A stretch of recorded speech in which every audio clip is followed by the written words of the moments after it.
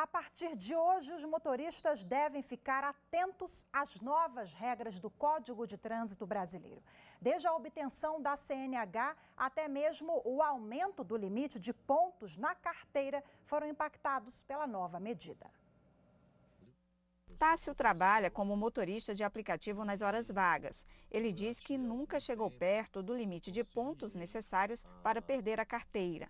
Procura ser prudente e acha que aumentar o limite de pontos para motoristas profissionais de 20 para 40 em 12 meses não foi uma boa medida. Esse aumento de 20 para 40, infelizmente, ele pode aumentar o número de motoristas, né, de condutores infratores, porque muitas pessoas não se preocupam com as vidas que estão no trânsito, elas se preocupam com algum tipo de advertência que vai gerar um prejuízo financeiro, né? Então, se ele pensa que ele agora tem 40 pontos, somente com 40 pontos ele corre o risco de ter a sua carteira suspensa, a negligência pode aumentar. O aumento de pontos vale para todos os condutores, mas para o motorista comum, o aumento está condicionado às infrações cometidas durante um ano. Caso, nesse prazo, cometa uma infração gravíssima, o limite de pontos cai para 30.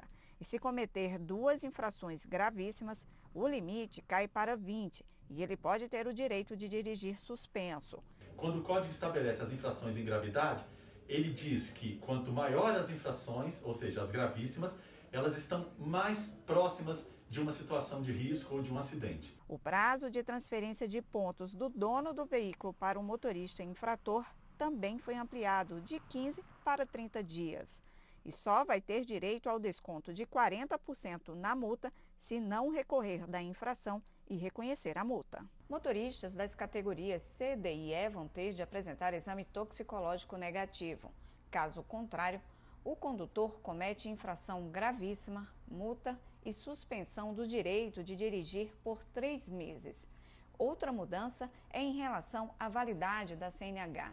Motoristas que tenham até 50 anos de idade devem renovar a carteira a cada 10 anos. De 50 a 70 anos, a carteira vai valer por 5 anos. E acima de 70 anos de idade, devem renovar a cada 3. Em relação aos faróis, não será mais preciso usá-los o tempo todo. Devem ficar acesos durante o dia, quando passar por túneis, sob chuva ou neblina. E, claro, durante a noite. E a partir de agora, crianças até 10 anos com menos de 1,45 m de altura terão que usar cadeirinha ou assento no banco traseiro. Além da idade para ser conduzida no banco da frente, foi incluído a estatura, 1,45 m. Isso vai facilitar não só a percepção dos pais em relação à adaptação da criança ao cinto de segurança. Bom, e para repercutir o assunto, eu converso agora com o advogado especialista em trânsito, Dr. Walter Gonçalves. Seja muito bem-vindo, ótima tarde para o senhor, Dr. Walter. Boa tarde, Walter Bruno Gonzaga. Ah, eu falei errado, feita a correção. Muito obrigada e desculpa aí na abertura. Não, bom, por isso. Nós já exibimos aqui na reportagem algumas principais mudanças, né, que começam a valer hoje. Eu queria que o senhor falasse para a gente como o senhor avalia essas alterações, tendo em vista que o Brasil tem o trânsito muito violento. Nós estamos ali no topo do ranking, né, mundial. O trânsito que mais mata. O senhor avalia como punições mais efetivas em algumas áreas, outras não? Avançamos, em que pé estamos? Boa tarde a todos. O meu pensamento sobre a Lei 14.071, na verdade, ela é mais um exemplo da mudança de paradigma no que diz respeito à regulação no Brasil. Na forma que o Estado intervém para restringir direitos fundamentais. Se nós observarmos em termos amplos, nós já tivemos isso na Lei de Liberdade Econômica, lá estabelecido, por exemplo, os relatórios de impacto regulatório, e agora também no ambiente do trânsito. Eu quero destacar, primeiramente, sobre isso, que nós já temos a 13.614, a Lei 13.614, que ela veio estabelecer um plano nacional de redução de mortes e lesões no trânsito. Vejam a importância disso. Nós temos no Brasil hoje um plano nacional de redução de mortes e lesões. Isso em 2017, 2018, e agora, com a nova Lei 14.071, vejam a importância que essa norma traz em relação à mudança de paradigma do enfrentamento do problema. Evidentemente que nós estamos a trabalhar com a sociedade de riscos e nós precisamos gerenciar esses riscos, nós precisamos tentar mitigar esses riscos, prevenindo esses riscos, prevenindo esses danos. Eu quero destacar nesse ambiente, por exemplo, na nova lei, essa regulação responsiva. Veja o que a norma traz. Técnicas de estímulos comportamentais. Técnicas de estímulos comportamentais. Isso para que nós possamos, então, instruir, estimular, induzir comportamentos corretos, é dizer, induzir comportamentos, estimular comportamentos no sentido de que as normas de trânsito sejam efetivamente cumpridas no Brasil. Então, o aspecto punitivo, o aspecto sancionatório, ele perde um pouco como a finalidade precípua. Nós não estamos mais focados em punição, nós estamos focados em estimular comportamentos, nós estamos focados em mudar comportamentos. E é isso, para mim, a melhor diretriz que traz, eu digo, o novo marco legal do trânsito no Brasil através da Lei 14.071. Agora, esse, a meu ver, é a principal finalidade. Essa mudança de comportamento, ela deve vir acompanhada também de um processo educativo em massa, né, para que as pessoas entendam e tenham consciência de tudo que está na lei do ponto de vista de direção defensiva, de conscientização. É preciso um trabalho nesse aspecto.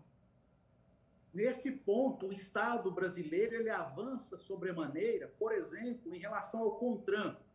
Hoje, a partir de hoje, o CONTRAN é integrado por ministros de Estado da Saúde, ministro do Estado de Transporte, ministro da Justiça e até o ministro das Relações Exteriores, dando exata dimensão sistêmica da importância da temática para a sociedade brasileira e a seriedade com que isso se busca resolver esse gravíssimo tema.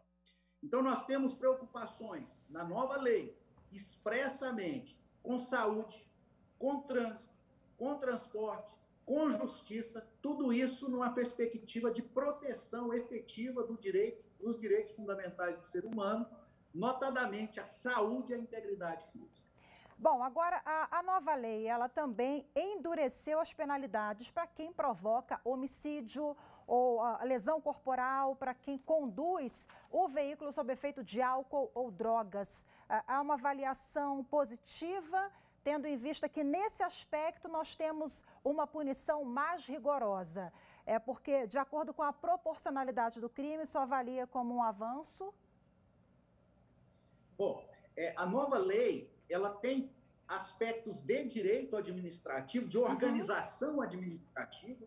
Nós temos institutos que visam, numa fase prévia, a concessão do direito ao licenciamento, à carteira, para você poder realmente conduzir veículo automotor. Nós temos aspectos relacionados às punições, eu digo, dentro da regulamentação responsiva, mas também aspectos de punição, aumentando um pouco a forma de execução desse direito, por exemplo, aumentando para 40 pontos, mas nós temos também, numa perspectiva penal, uma medida que nós precisamos refletir sobre ela. É que se proíbe a substituição da pena restritiva de direito, que é a detenção, a pena restritiva de liberdade, que é a detenção por restritiva de direitos. Eu tenho muita dúvida em relação a isso, falo isso com muita lealdade intelectual.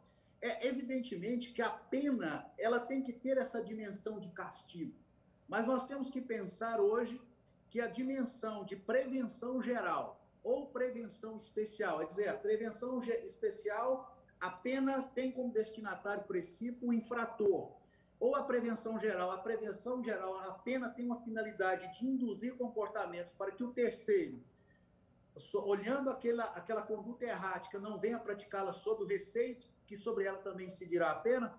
As estatísticas brasileiras, principalmente em aspectos de reincidência, são muito negativas em relação ao efeito do endurecimento de pena ou rigidez de pena ou da adoção do direito penal para fins de indução de comportamento. Então, nesse ponto, nós precisamos meditar com muita cautela sobre esse aspecto. A meu sentir, numa visão, é lógico que isso não é um pensamento subjetivo meu, mas com base em estudos sérios, me parece que não avançou bem a norma do artigo 312b do projeto que não mais permite a substituição da pena restritiva de liberdade de detenção por restritiva de direito. Aliás, em relação ao homicídio culposo, a pena mínima já era de 5 anos e, legalmente, à luz do artigo 44 do Código Penal, já não era possível a substituição porque superava aquele limite lá de 4 anos. Ok, então, muito obrigada por compartilhar conosco as suas reflexões e explicar um pouquinho para a gente como é que vai ser a prática dessa nova lei em vigor hoje. Muito obrigada, ótima tarde para o senhor. Eu agradeço, estou à disposição e boa tarde a todos.